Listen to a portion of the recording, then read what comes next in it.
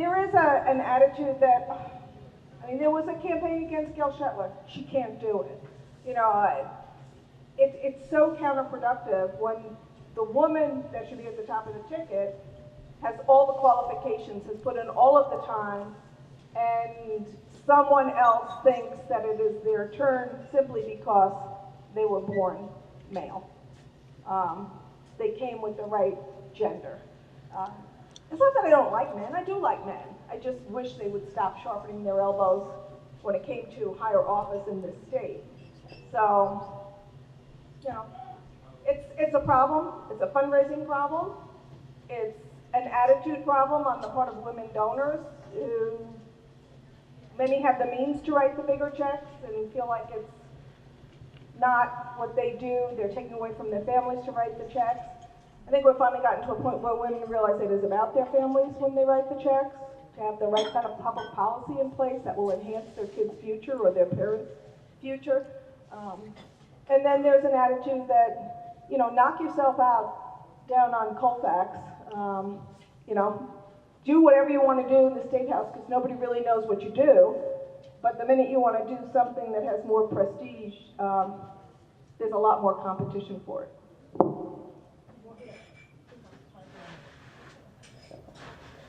So this is one of the questions that we ask the women that we interview. We've completed 62 interviews at this point of past and current women legislators and some other experts in this area. But the things that we hear first and foremost is money. And part of that, what we hear from folks is that women tend to have more women tend to have spent their careers in service or serving at the legislature or in other elected office. We sort of have this great farm team of municipal and state legislative women, but they haven't spent it building a career in a big law firm or building a career in a big company, and they don't socialize and hang out with big money people. We've heard over and over again from women, including some really powerful women in this state right now, I can get people to write, my friends can write $100 checks, my friends cannot write $1,000 checks. And so that's one of the things we've heard from folks. Another is geography when it comes to going to DC. We've had 4 women Congress members, but only 4 in two different districts. There are 5 other districts now that have never had a woman represent them. And what we hear from some women sometimes is, I came to Colorado to be in Colorado. Why do I want to pick up my whole family and go to Washington, D.C. to be one of how many and not have any actual power or influence? You could say the same of men as well. So I don't know that that's specifically a gender thing, except that role in family. I think we've heard from folks in the past that it was very difficult to serve at this level with children, although men have done it, and we've had Pat Schroeder and Diana Get both do it and do it well. So, but we've heard sort of that geography, the appeal of being in Colorado.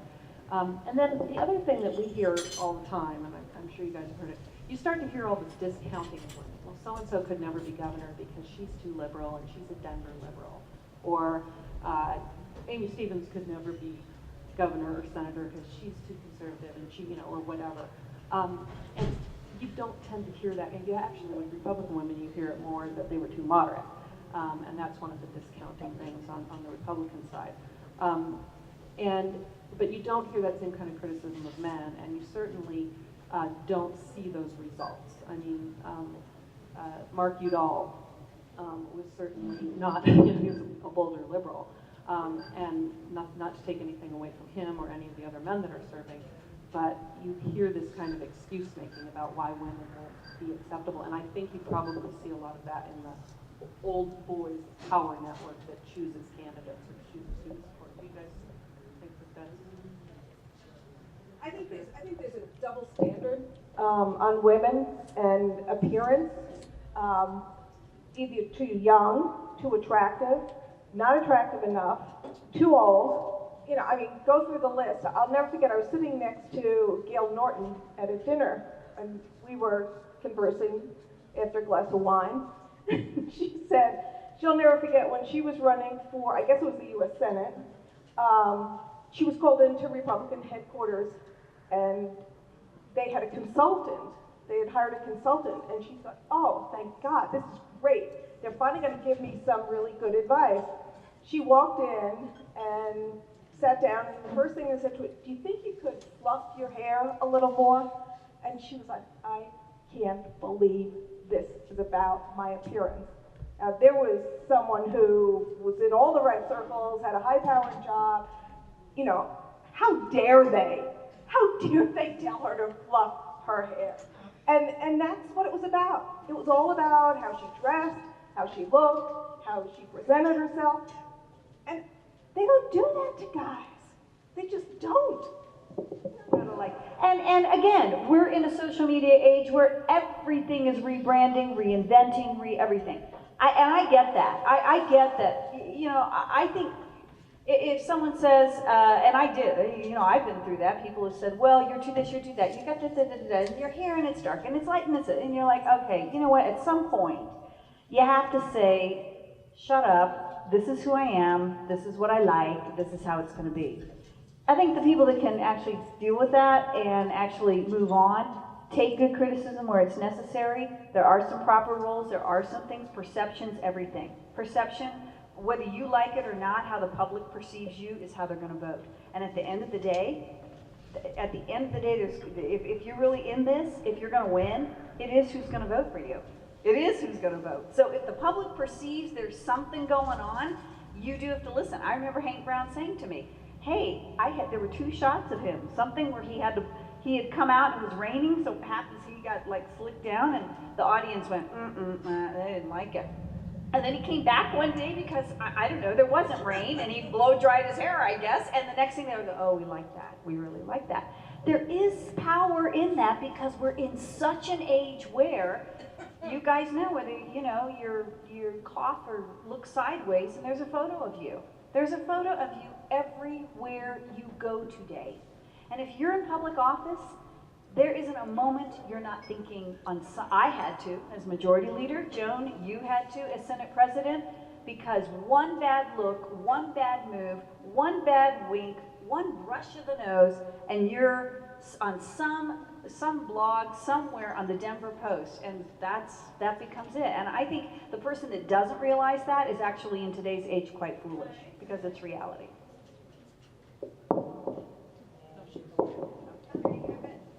So I loved the hair story, and I love that you're naming names. So tell us, you two, from your personal experience, either your experience or your colleagues' experiences, and you two as well from your personal, but also from your interviews, just rattle us a little bit. I mean, what have you seen, aside from the hair fluffing, that's just kind of like, I can't believe this is happening to me type of thing?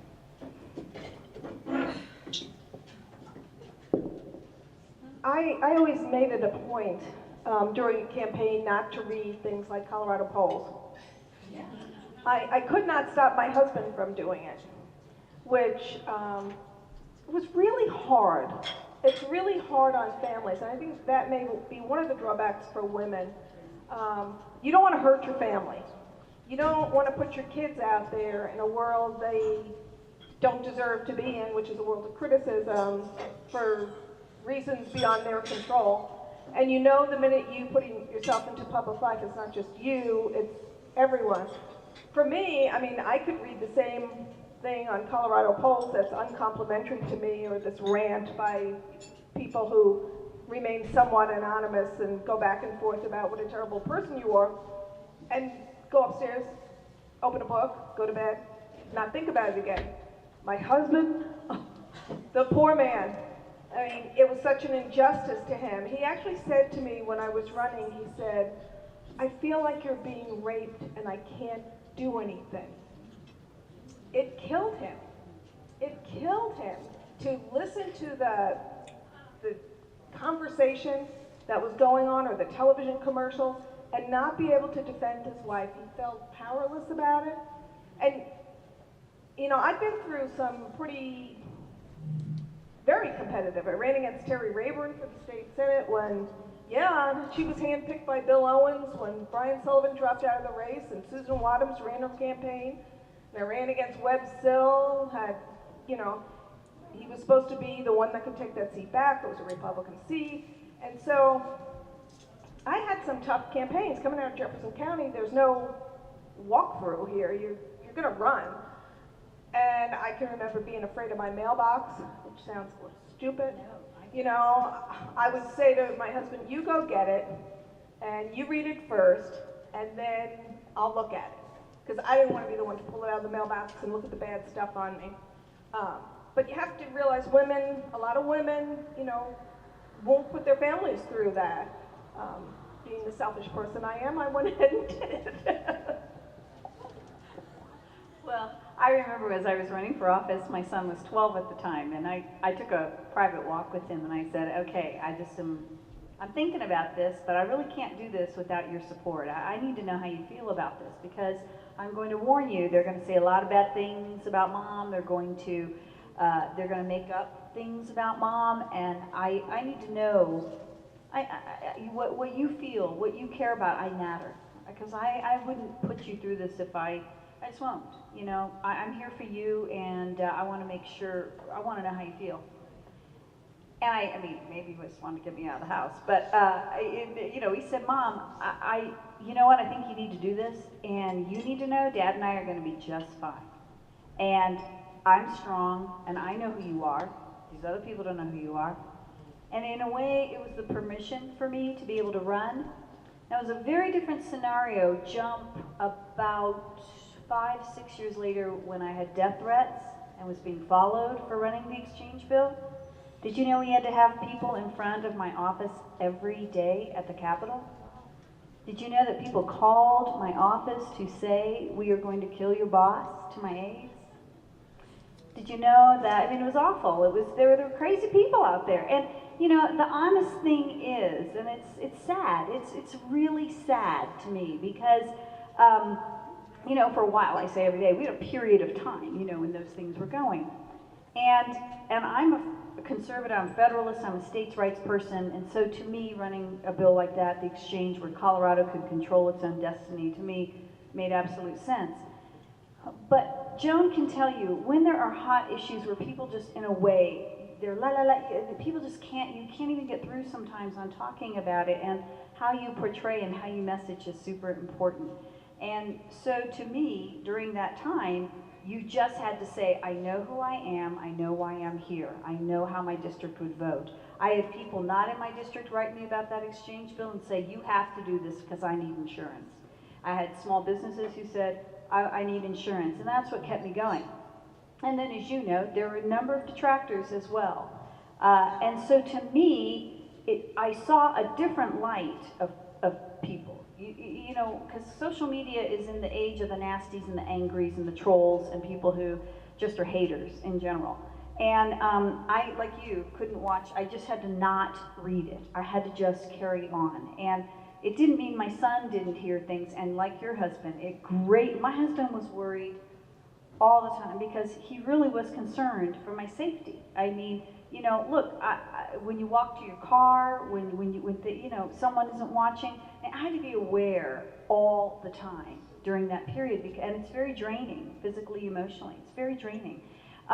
But I had a sense in my heart and knew, as you've run bills, and the same reason, it was for the right reason, for the right thing, and you're there and you will do it. And you're going to have some haters and you're going to have some detractors, and I've been followed, you know, and of course, as you know, whether it's my party or your party who's tracking a candidate, when you run for higher office, you will have a tracker on you all the time. They will go through your mail, they will go through your trash cans, they will follow you everywhere. I had one of those. In fact, you know, I'm like, hey, tracker, how you doing? You know, I seriously, you kind of become almost friends, I think, at the end of, you know, in some place of that. But that comes with the territory. And there is a difference of waking up in the morning and saying, I have to put my big girl pants on because if you want to be in this game, that's what's going to happen. Now that happens to some men. I mean, it has, but I predominantly have seen people think it's freer and they're able to take aim at women in ways that they wouldn't to men. And I don't care if you're Annie Oakley, frankly, they still will do it. And I think that it's a shame, and it speaks again about our society and sometimes the way that we view women either in power or in office. And to me, it was a big learning lesson. And so it's almost funny at the local level because the stakes are so small. So I had someone call me a petty bureaucratic piece of over wanting to put fences around swimming pools. So silly things like that. But I really do think that the general narrative going on right now, where politics is a worthless enterprise and public service is not considered a noble, and government cannot function, government can't help people. I think that helps to create an atmosphere in which people are criticized for whatever it is that they do. And we really saw with some of the gun bills that the harassment that the legislators received really did have a sexist component. And when you are a legislator walking to your car at night, I mean, and over a potential smoking ban in my town, somebody said, I wouldn't walk to my car at night if I was you. Just dumb, you know, and you kind of can laugh it off. And it's so, but you do have to rise above it. And what's so funny is the petty bureaucratic piece of crap person is someone I know. I came to know socially, so I've seen them. And anyway, so, but there is this sense that they feel like they'll remain anonymous.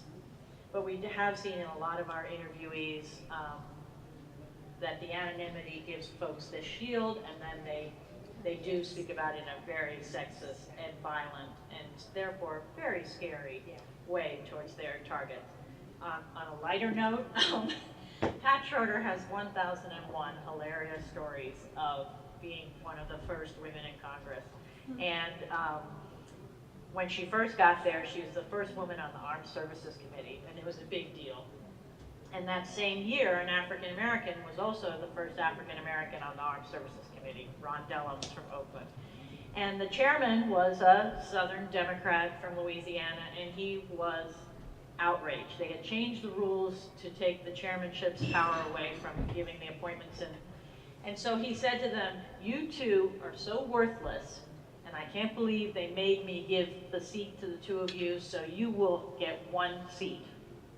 And she shared a chair for a month on Armed Services Committee with Ron Dellums, a grown man, and she went to the press and said, this is what's going on. And that got her this tremendous, that's not how we do things, and you can't do that. And she said, well, you can't give me half a chair. And she has crazy stories of the men being really upset that she would want to be out on the balcony because they like to be on the balcony naked, and now she was harshing their mellow. They used to all have and we hear these similar stories from Congress, and we hear similar stories from the State House, where there used to be a lot of fun had with lobbyists, and particularly before campaign finance reform, and you know, a famous controversy about which maybe we need to ask you about, topless women on a golfing outing, and you know, but it's all good fun, and you're being so you're not playing nicely when you object. And so in an attempt to kind of sum this up, one of the things that I've been mulling over a lot because of the interviews that I've been rewatching again, taking notes on, and that sort of thing, is that there's this double-edged sword. You're expected to be two things. You're expected to be strong, like Norma Anderson was saying. I'm never shed a tear on the floor. I have to be strong. And we have heard that over and over again. You've got to be tough. You've got to be strong. That's why women have done so well in Colorado, because we're tough. We can go out and shoot the rattlesnake if we have to.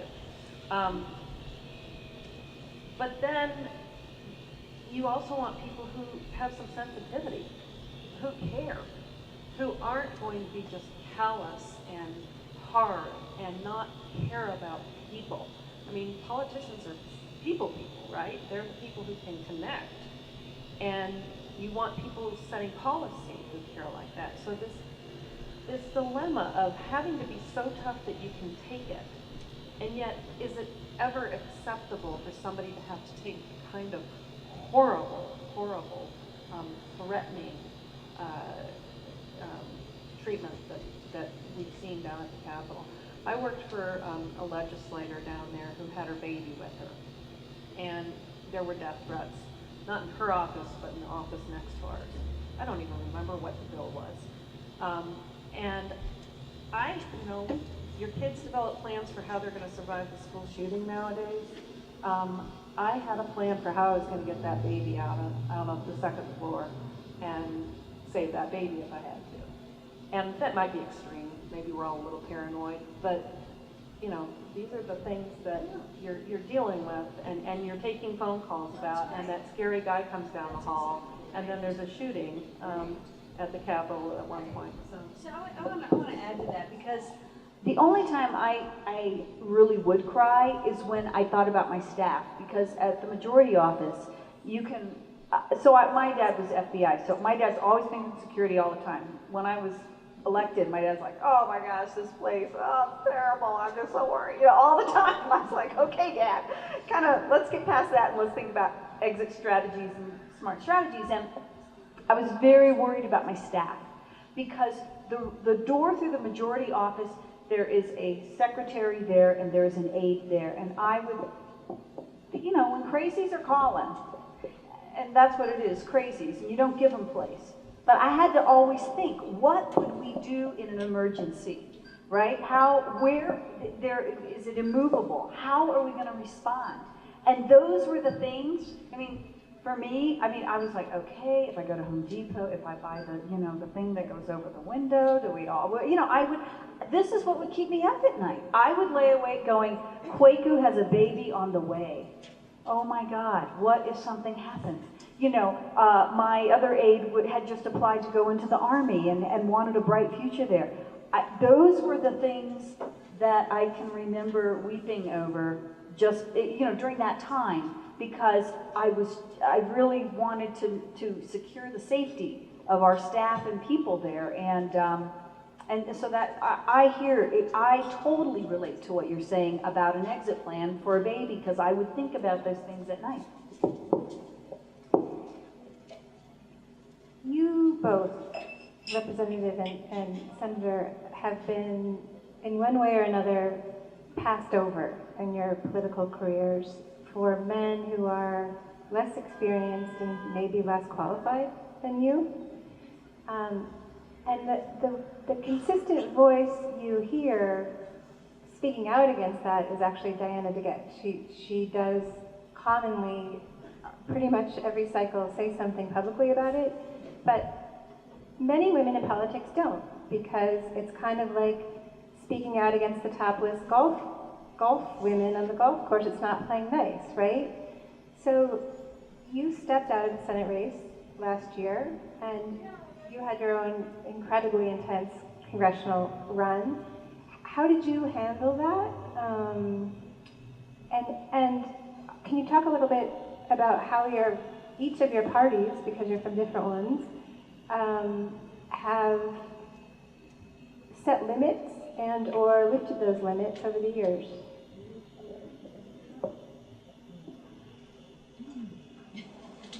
Well, I think it's how you frame it. I wasn't passed over, nor would I ever say I was passed over. I almost resent that term, because what I resent, when I look at it, I'm sure there were people in DC. Everybody deals in party higher structure. Jones Party, that's common. And so people think that Colorado people just elect Colorado people, and Joan can tell you, I can tell you, that's not how it works. You have your Democratic National Committee, we have the Republican National Committee. They have the Senatorial Committee, we have the Senatorial Committee, all of who have big donors, big players, and they play in this state. And so, in my case, Corey had been approached a lot about running for it because they knew he had cash on hand, and it wasn't like the startup, like, when people came out with my finance committee, which were some of the wealthiest and best known people in Denver, they were going, whoa, we're already halfway to the ballot. We had women jumping on board. But when you are looking at the odds of such a powerful seat in the Senate, you had a lot of big donors go, okay, well, how's that all going to play out? It's like betting on, it's like betting. And so I really felt that Corey actually could defeat Mark Udall, and I was right. Now, was it the 7-point? No. Everyone thought, 7-point? No. It was only by, 184,000 votes. I mean, just, it's the tide of the year. But to Susan's point, there is the issue of what if you had? In other words, is it what the people want? I mean, we're at that point. Is it what the people want? Or is it what the DNC and the RNC want? And therein, I know every election cycle lies the problem, because the RNC comes in here with a lot of money and says, now everybody, here's how we're going to do it. And you're like, no, this is how we do it in Colorado. Well, we're sorry, but the McCain campaign says A, B, and C. Or, we're not doing this with the Romney campaign. Or, oh, we're just not going to really help, but, we're here for Romney. We're like, hey, we're here for everybody else. We're here for the state reps. We have other races, thank you very much. But because they put so much money in, they have huge says. I don't think they don't. They have huge says in what happens. And I think that's a problem. Yes, it's good. They're going to put money in your state. It's a problem, though, unless you have strong leadership at the top who says, okay, we're going to take this money, but we're not going to do it this way. And I've yet to see, in my party at least, I don't know how, that we've had enough strength to go, wait just a minute. Because I know that candidates like Cynthia Kaufman or Wayne Williams or others, people are like, they're just trying to get out there and get going and not always do, that's not the concern of a presidential race, right? Like, thank you, that's nice you're running, but we're here to get him elected. But when you're in the state party, we're here to get us all elected. And I see that as a contingent. I would like to say, and I can't speak to the DSCC, having never been a senatorial candidate on a national level, but I will say that the DCCC is very male-centered. I find it to be obnoxiously so. In my race, I was running against someone who ran a state board of education race and won by 90 votes statewide, and someone who'd never run for office, 2 males. And I had been the chair of the DLCC, which takes care of all state chambers all over the United States. We'd won 342 seats, giving us a huge majority. And I was the second female president of the Senate. Beth Edmonds and I were the only 2 females in the United States at the time. And the DCCC, when it came time for a congressional race, said, oh no, we stay neutral. And I said, bullshit. You don't stay neutral, because I knew they were encouraging a male to run in a race in Colorado and had asked him to come to DC to talk him into doing it, and there was another candidate in the race. I was like, I may look stupid to you, I am not stupid, don't tell me that. So, I would like to say it's different, but it is also in their mind, a man can raise more money than a woman, and if it's going to be a high-stakes race, they want to see the biggest fundraiser. So I went on to be the head of an organization in Washington, D.C., where I raised between $9 and $23 million a year. So take that, DCCC. To give a little historical perspective, in Colorado, when women got the right to vote in 1893, and then in 1894 elected the first 3 women to any state legislature in the country, or we believe any parliamentary or legislative body in the world, which is something the National Conference of State Legislatures has told us, then women had to figure out how to work within the party system. How do we gain access? And a historian named Marcia Goldstein has written a whole dissertation about that first 10 years of how women gained access. But one of the important things to know about is there was a thing called the Colorado Plan, which was actually enshrined in law in Colorado, which said you had to have 50-50 distribution in your county assemblies, in your state assembly, and your representatives to national conventions. And male-female, in both parties, and it was actually state law here for a while. That plan became known as the Colorado Plan and was taken to the national party level. And that's where it came from, was the idea of we've got to figure out a way to give women access to party power, to political power within their parties. The other thing that you see over and over again is in our interviews and in history is the influence of the caucus system versus primary system. And many women have told us that as long as the caucus system is the way it is, that there are many women who will not have access to the ballot, to being the candidate. They just can't make it. In particular, Republican women from the past 20, 30 years have told us they wouldn't be able to get to the ballot through the caucus system. But if you took it to a more general primary, that might be different. And so those processing, and as a teaser, we have some great stories from Mary Estelle Buchanan and her race for the Senate along these lines, and how she wound up not being elected. And there are also stories from this woman who was Betty Pellet, who was in the state house and then was the first woman from Colorado to run for Congress. She was from Rico. She wrote an autobiography. She's very entertaining. But she kind of got in trouble with the party for supporting a woman who wanted to run for governor back in, I think, the 40s. So anyhow, some history. Looking forward, do you see any women breaking that glass ceiling for governor or U.S. Senate? Well, those are the two offices we haven't achieved, so who should we be looking for? Yeah, I would love to see Alice Madden become governor. She's deputy undersecretary in the Department of Energy right now. She's dynamic. She's personable. She has the right priorities. She cares about people first. I'd love to see Alice do that. People talk about Kerry Kennedy, and Kerry is probably one of the most lovely, charming, cultured, smart. She's just wonderful. It was beyond me why she did not keep her job as treasurer. She's absolutely wonderful. Alice is a little more get your hands dirty and fight for the seat than I think Kerry in her nature has it to be. But I would say those two still have something to contribute, and we might possibly see them do something in the future. I'd be thrilled. One of the things that we actually talked about on Saturday with a group of women was there's a lot of rhetoric about building the bench, and that we would like to see that rhetoric changed to we have a bench, but we also have an A-team. And there are dozens of women who could be governor tomorrow who are plenty qualified, especially compared to their peers and their journey to the governorship or the U.S. Senate.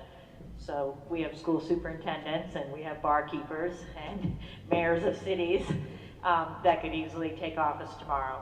I'd say in both parties. And we just had an election in which Bob Beaupre lost by a very small margin, and his lieutenant governor was a female county commissioner out of Douglas.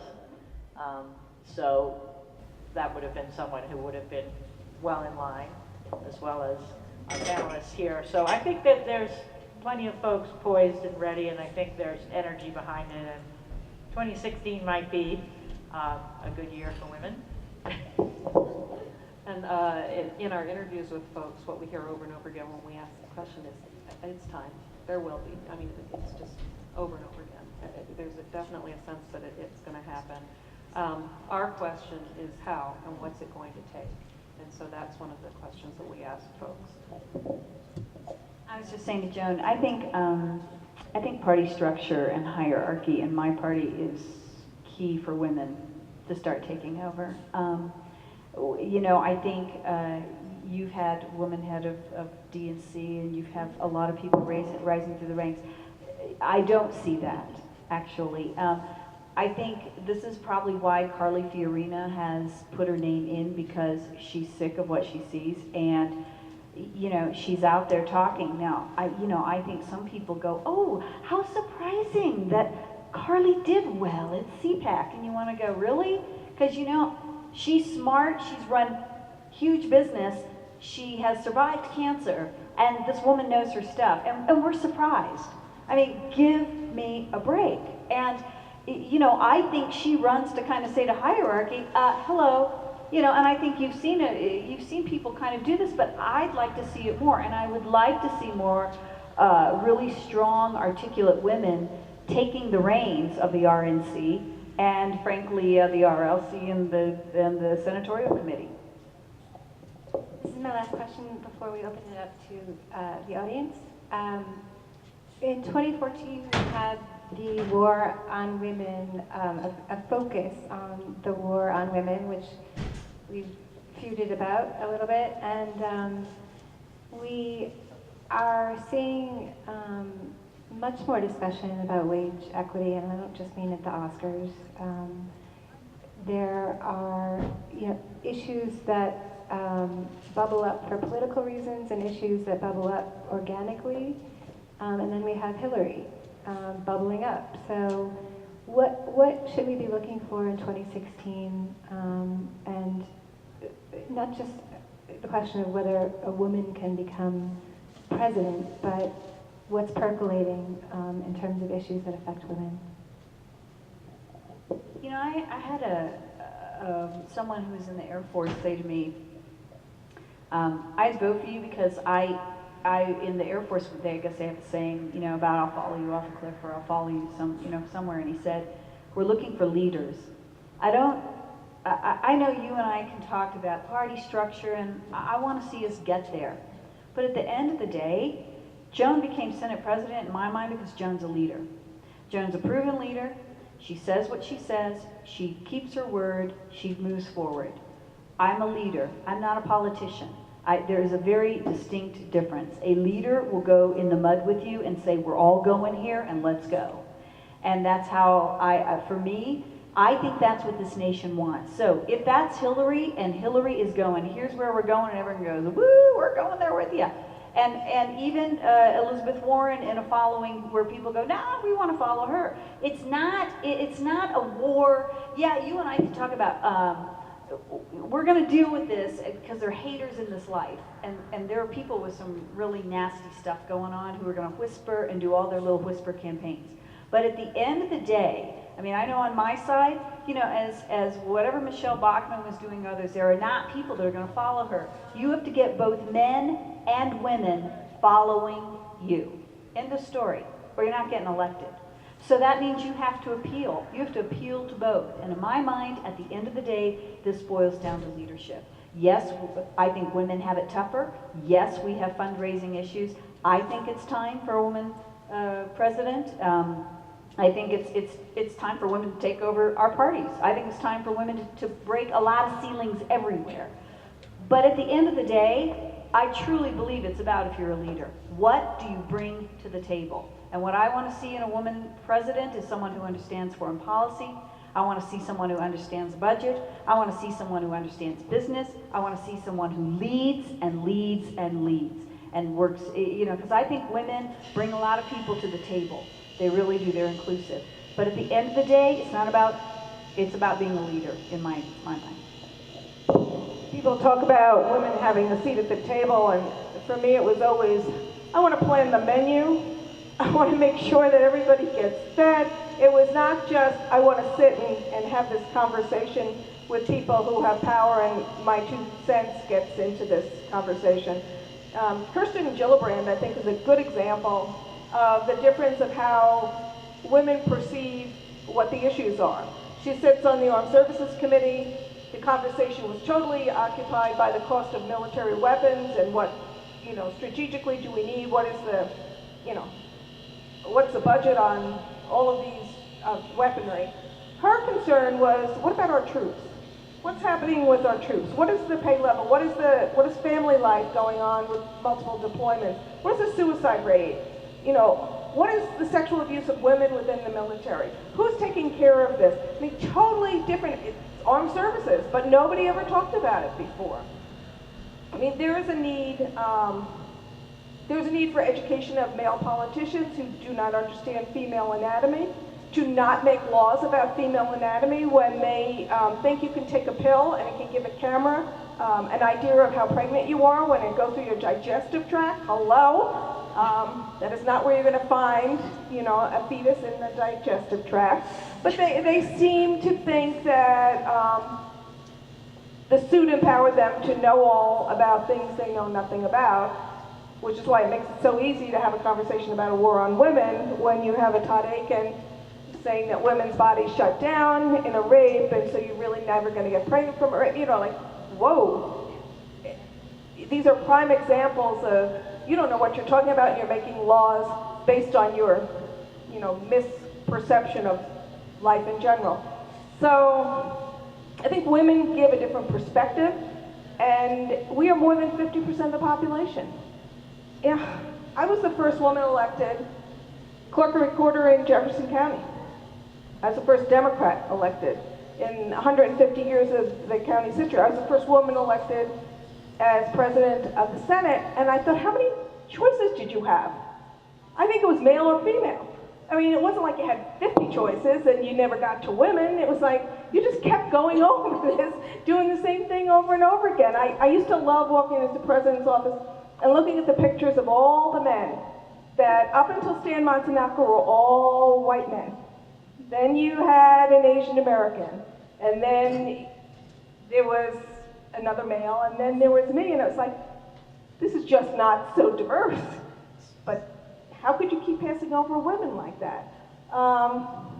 If you look at my sister did this, and I think it's the Colorado Historic Society, she was looking up stuff on me. There's nothing. There's nothing. There's something about Peter Groff being the first black president of the Senate. There's nothing about the first woman president because it doesn't rise to the level of history. Which is why we support this project. So it's a matter of a more holistic conversation about the lives Americans lead, a more holistic conversation about what's going on and what families need and what this country needs, than one that's totally centered on things that, you know, men think more about than women. And women are heads of families, and they need to have that perspective presented and something legislated that means something to families. Because really, government of the people, by the people, and the last part for the people. If you're not for 52% of the population, what are you doing? Well, ultimately, our film is exploring what the contribution of women in elected office has been. And the question is, you know, what difference does it make? And of course, we think it makes all the difference. And it changes the conversation. And we hope to show by example that that when you have a legislature that looks more like your state, your legislation looks more like what the people of the state need and want. There's, again, strongsisters.org. You can give generously to that endeavor, or to the Colorado Independent, which is a nonprofit online news organization covering Colorado in a time when we need some good coverage. So again, thank you all very much, and we will be online with our next event in our April event, so check us out. Good night.